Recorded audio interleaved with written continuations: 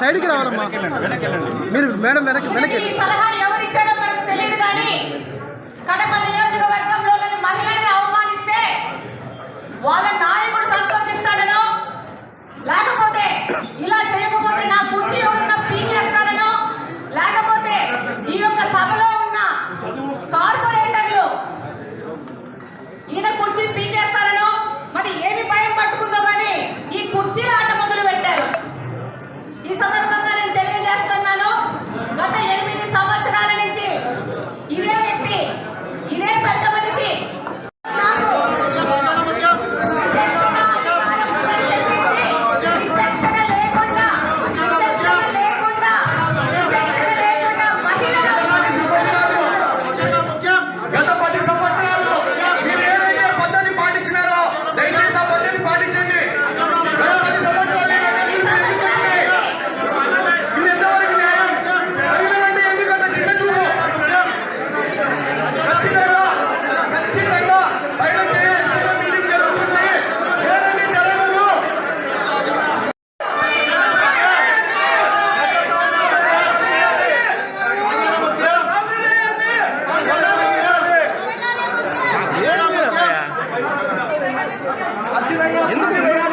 నువ్వు కొత్తగా ముందు